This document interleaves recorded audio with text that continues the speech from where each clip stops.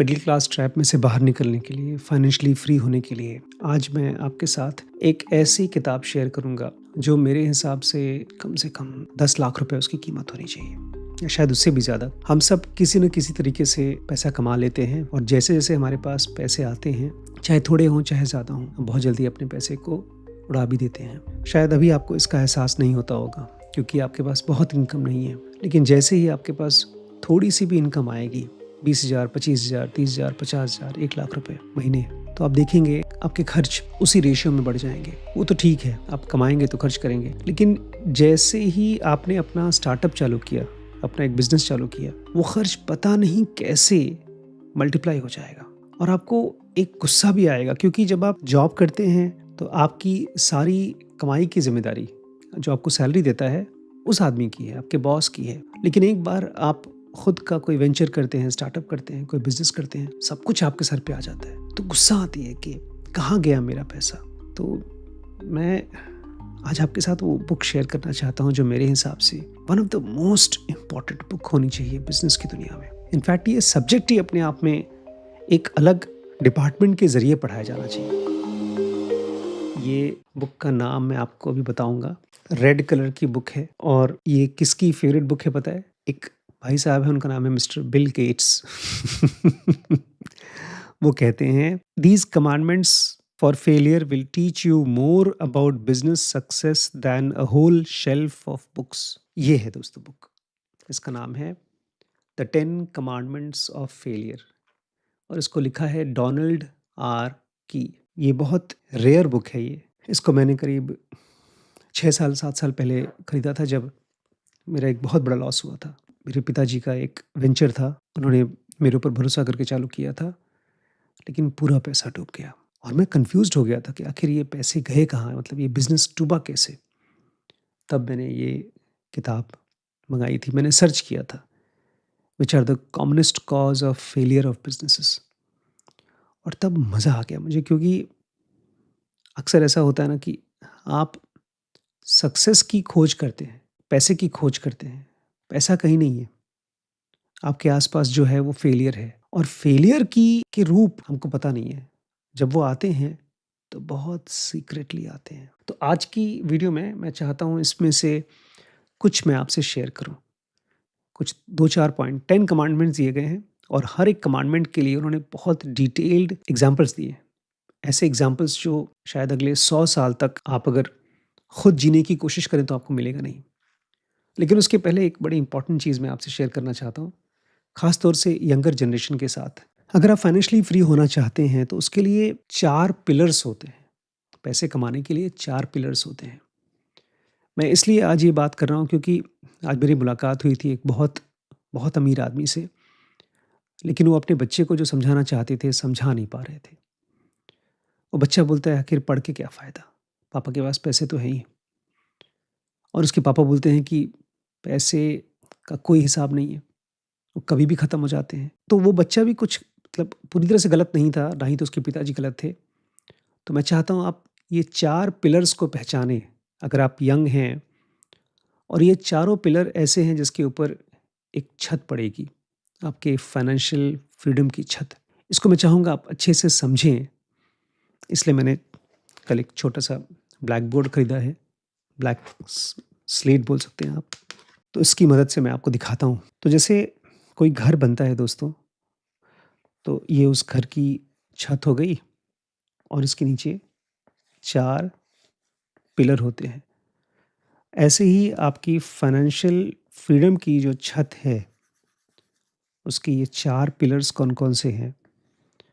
इसमें से अगर एक भी पिलर कम हुआ, तो आप फाइनेंशियली फ्री नहीं हो सकते। मतलब आप अमीर नहीं बन सकते। इसमें से सबसे पहला पिलर है और बहुत रेयरली मिलता है, वो है मनी, मतलब पैसा।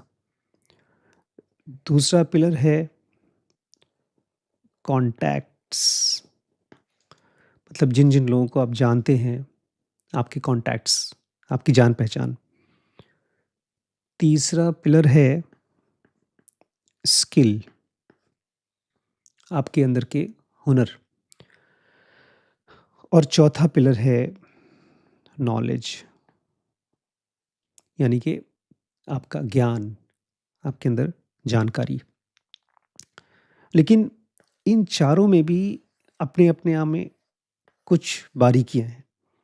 अगर आप उन बारीकियों को अच्छे से नहीं समझते हैं, तो भी आप फाइनेंशियली फ्री नहीं हो पाएँगे, अमीर नहीं बन पाएँगे। सबसे पहला मनी। पैसा 2 तरीके का होता है दोस्तों।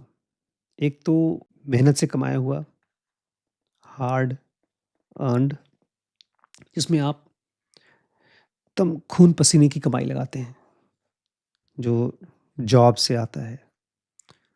और दूसरा ईज़ी मनी,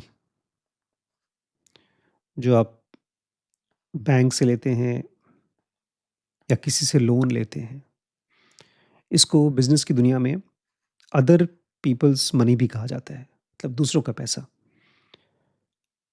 बिज़नेस एक लेवल तक तो आप अपने पैसे से कर सकते हैं, लेकिन अगर आपको बहुत अमीर बनना होगा, तो आपको ईज़ी मनी चाहिए। वो क्यों चाहिए मैं आपको अभी बताऊँगा। इन दोनों पैसों को अच्छे से पहचानना होगा।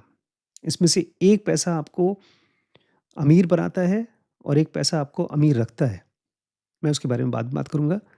अगर आपके पास पैसे नहीं हैं तो कोई दिक्कत नहीं, बट ये जानना ज़रूरी है कि 2 तरीके के पैसे होते हैं। क्योंकि अगर आपको नहीं पता, तो यही पैसा जो भी आपके पास है, वो बहुत जल्दी ड्रेन हो जाएगा, ख़त्म हो जाएगा। सेकंड आता है कॉन्टैक्ट्स। अक्सर हम लोग इसकी वैल्यू पहचानते नहीं हैं। मैं भी रिसेंटली गया था एक स्कूल में, और वहाँ 4 लोग वेट कर रहे थे उसके प्रिंसिपल से मिलने के लिए। तो आप लोग विश्वास नहीं कर सकते, मेरी मुलाकात वहाँ के प्रिंसिपल से ऑलमोस्ट 2 घंटे बाद होने वाली थी। क्योंकि एक-एक आदमी प्रिंसिपल के पास जाकर के मिलता और 1-1 घंटे उसको, आधे घंटे, 1 घंटे उसको टाइम देते प्रिंसिपल। तो चांसेस तो यही थे कि मुझे वो अपॉइंटमेंट नहीं मिलेगा। लेकिन मेरी मुलाकात सबसे पहले हुई, क्योंकि वहाँ का जो पियोन है, जो चपरासी है, वो मुझे जानता था। ये भी बड़ी ताज्जुब की चीज़ है। वो मेरे पास आया था अल्ट्रासाउंड कराने के लिए कुछ साल पहले, तो मेरी उसकी खूब अच्छे से जान-पहचान हो गई। तो उसकी वजह से मैं प्रिंसिपल से जल्दी मिल पाया। बिज़नेस की दुनिया में कहा जाता है कॉन्टैक्ट्स बहुत इम्पोर्टेंट होते हैं, बल्कि आज की दुनिया में तो कहा जाता है जॉब भी आपको कॉन्टैक्ट की ही मदद से मिलती है। कितना अच्छे लोग आपको रेफ़र कर पाते हैं। लेकिन बेचारे कॉन्टैक्ट भी कुछ नहीं कर पाएँगे अगर आपके पास स्किल नहीं है, आपके पास कोई हुनर नहीं है। लेकिन स्किल के लिए दोस्तों आपको खूब गधा मज़ूरी करनी पड़ेगी, मेहनत करना पड़ेगा, हार्ड वर्क करना पड़ेगा। लेकिन ये हार्ड वर्क भी 2 तरह के होते हैं। एक तो आप जॉब करते हैं सैलरी के लिए, सालों साल तक करते हैं, और एक आप जॉब करते हैं स्किल पाने के लिए। 100 में से 90 पीपल जॉब करते हैं सैलरी के लिए। केवल 1 से 10% लोग जॉब करते हैं स्किल के लिए। और उसमें भी स्किल मल्टीपल टाइप्स के होते हैं। आपने एक स्किल हासिल कर ली और आप कंफर्टेबल हो गए, तो भी आप अमीर नहीं बन पाएँगे, आपको मल्टीपल स्किल्स चाहिए। और लास्ट में जो सबसे ज़्यादा यूज़ किया जाता है और सबसे कम इसका फ़ायदा उठाते हैं, वो है आपका नॉलेज। इसमें भी 2 तरह की नॉलेज होती है दोस्तों। नॉलेज भी, एक तो होती है बुकिश, उसको बोल सकते हैं आप थियरी, और एक होती है प्रैक्टिकल, जिसको आप यूज़ करते हैं। ये बहुत रेयर है, क्योंकि जो भी प्रैक्टिकल नॉलेज है वो सब की सब किताबों में नहीं आती, और जो भी किताबों में नॉलेज होती है वो सारी की सारी यूज़ नहीं होती। लेकिन नॉलेज के साथ में एक चक्कर है दोस्तों। नॉलेज टाइम टाइम पर चेंज होता रहता है। जैसे जैसे दुनिया बदलती है, वैसे वैसे आपके नॉलेज को अपडेट होना पड़ता है। इसलिए जो दवाइयाँ मैंने आज से 20 साल पहले पढ़ी थी, आज 2025 में उन दवाइयों को मुझे अपडेट करना पड़ेगा, या उस नॉलेज को मुझे अपडेट करना पड़ेगा। इसलिए मैं हर रोज़ कोई न कोई एक बुक नई बुक खरीदता रहता हूँ। तो ये 4 pillar money, contact, skill and knowledge. अगर इसमें से एक भी आपके पास नहीं है, तो वो ये नहीं होना चाहिए नॉलेज, क्योंकि ये सबसे सस्ता लेकिन सबसे आसान चीज़ है पाने के लिए। उसके बाद स्किल हासिल कर सकते हैं। कॉन्टैक्ट की वैल्यू, जितने भी लोगों से मिलते हैं आप, उन सब की वैल्यू आपको जाननी है, क्योंकि कॉन्टैक्ट वो लोग हैं जो आपको स्किल भी देंगे, नॉलेज भी देंगे, और ये तीनों मिल करके आपको देगा मनी। लेकिन एक बार पैसा आ गया, तब एक और बड़ी खतरनाक चीज़ होती है, और वो है कॉन्फिडेंस, जो अक्सर आता है ओवर कॉन्फिडेंस के रूप में। जी हाँ, अभी रिसेंटली मेरी एक भाई साहब से बात हो रही थी, तो वो तकरीबन 1 करोड़ रुपए इन्वेस्ट करना चाहते थे किसी बिज़नेस में। मुझसे सलाह माँग रहे थे, मैंने कोई सलाह नहीं दी, क्योंकि मेरे पास 1 करोड़ रुपए का बिज़नेस आइडिया था नहीं, क्योंकि कोई भी बिज़नेस पैसे से नहीं होता खाली। उन्होंने खुद ही कुछ बिज़नेसेस बताए, एक होटल खोलने का आइडिया दिया, एक मैरिज हॉल खोलने का आइडिया दिया, एक ऑर्गेनिक फार्मिंग का आइडिया दिया। मैं सुनता रहा, मैं सुनता रहा, मैं सुनता रहा, मैं चुप रहा। फिर वो अपने आप ही खुश होकर चले गए, क्योंकि जब आदमी बहुत बोलता है ना, तो उसको और कॉन्फिडेंस आता है। हाँ, एक मॉल खोलने का भी उनको आइडिया आया था। इनफैक्ट उनके पड़ोस में किसी ने एक मॉल खोला है, एक किराए की जगह लेकर के। उसमें करीब डेढ़ पौने 2 करोड़ का सामान इकट्ठा किया है। कपड़े हैं, खिलौने हैं, चाइनीज़ ढेर सारे आइटम हैं, और उसको प्रमोट करने के लिए उन्होंने गेम्स रखे हैं, PS3 लगा दिया है, एक मसाजिंग चेयर लगा दिया है। ऐसे ही वहाँ पर एक प्रमोशन के लिए उन्होंने इंतज़ाम किया है, ताकि कस्टमर्स आएँ और उसको एन्जॉय करें। तो मुझे बता रहे थे कि बस कुछ नहीं करना है, दिल्ली जाना है, और जो भी वहाँ से अच्छे-अच्छे आइटम होते हैं वो सब इकट्ठा करना है और मॉल खोल देना है।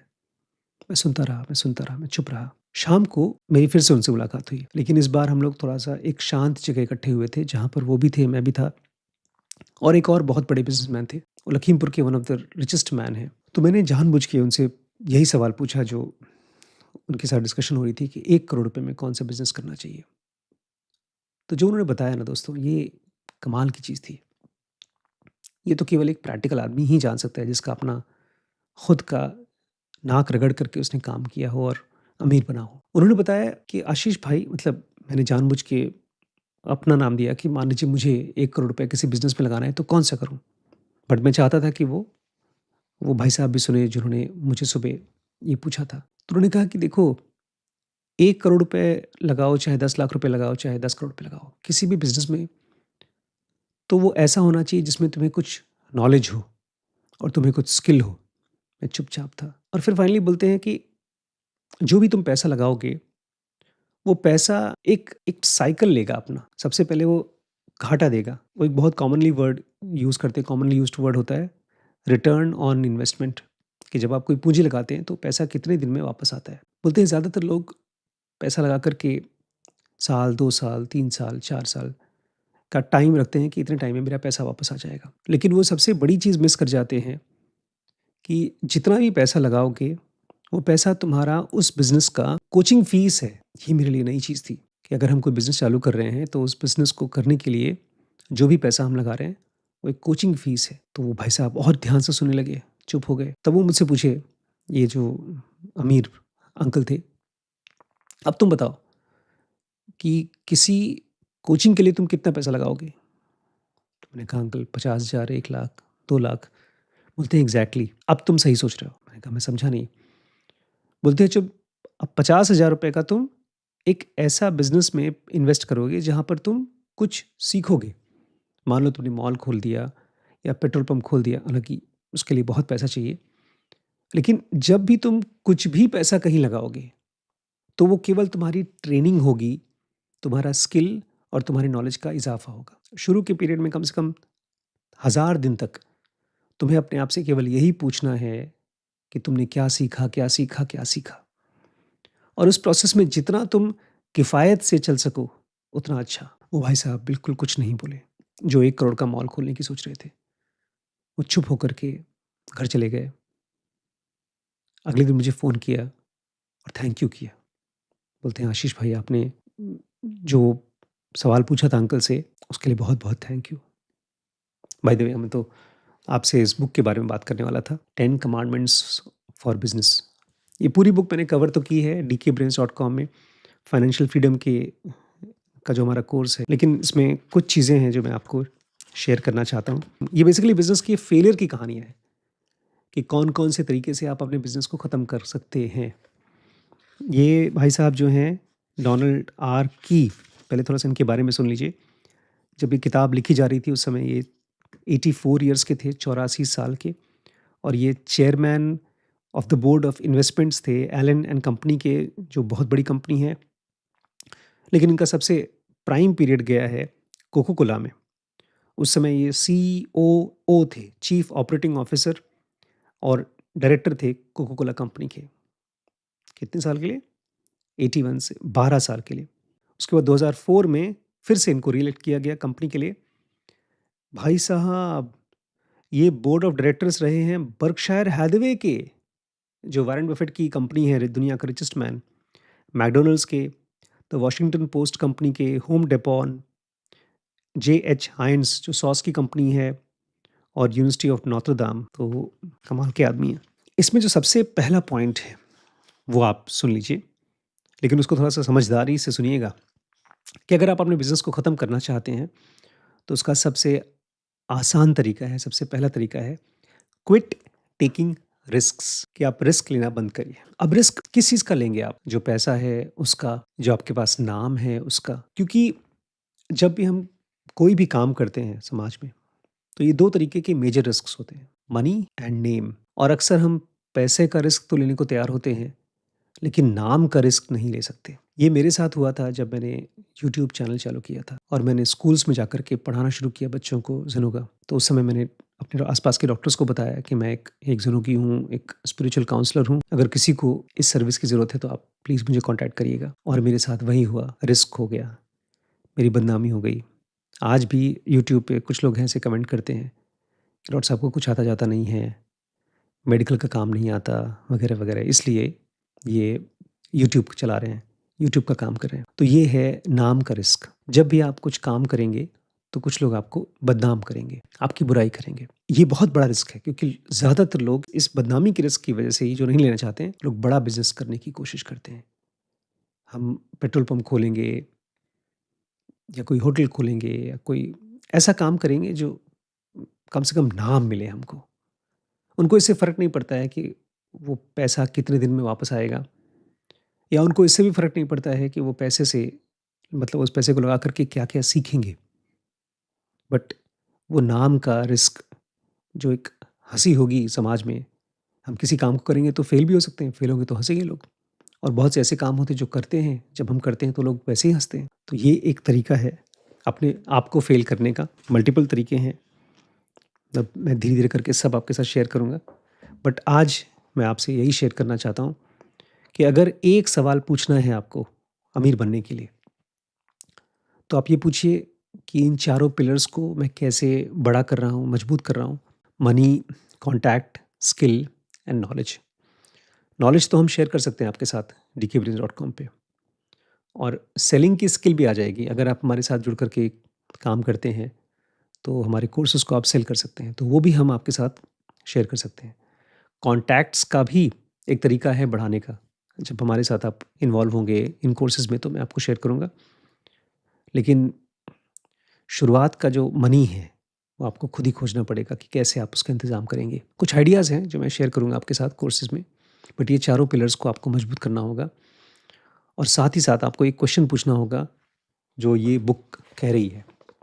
कौन-कौन से तरीके हैं इसके ज़रिए आपके बिज़नेसेस फ़ेल हो सकते हैं? ये नहीं पूछना है कि बिज़नेसेस सक्सेसफुल कैसे होंगे? आपको पूछना है बिज़नेसेस फ़ेल कैसे हो सकते हैं? ये सवाल आपको पूछना है। ये सुनने में जितना उल्टा लगता है उतना है नहीं। क्योंकि जब मैंने ये क्वेश्चन पूछना शुरू किया कि मेरा बिज़नेस फ़ेल कैसे होता है? तो ऐसा लगता है जैसे कि एक अचानक से एक सेफ्टी जैकेट मिल गया, एक शील्ड मिल गई है अपने काम को। उसके बाद से मेरा ग्राफ केवल ऊपर गया है। इसलिए मुझे लगता है ये किताब अकेले 10 लाख रुपए की होनी चाहिए। सिंपल सी छोटी-सी बुक है। इसकी एमआरपी जब मैंने खरीदी थी ₹400 की थी। लेकिन भाई साहब ये ना बॉम्ब है, एटम बॉम्ब नॉलेज का। ख़ैर इसको मैंने कवर किया है dkbritance.com पे ज़रूर चेकआउट करिएगा। और अगर इस कोर्स को आप सिस्टमैटिकली करना चाहते हैं, फाइनेंशियल फ्रीडम के कोर्स को, तो ये नंबर है, इस पे कॉन्टैक्ट करिए। और इसमें हम ज़ूम सेशंस भी देते हैं, लाइव सेशंस देते हैं आपके साथ और साथ ही साथ आपको रिकॉर्डेड प्री रिकॉर्डेड वीडियोज़ भी होंगे। तो एक पूरा पैकेज है, लेवल्स से लेवल 1, लेवल 2, लेवल 3। तो आप कॉन्टैक्ट करिएगा इस नंबर पे।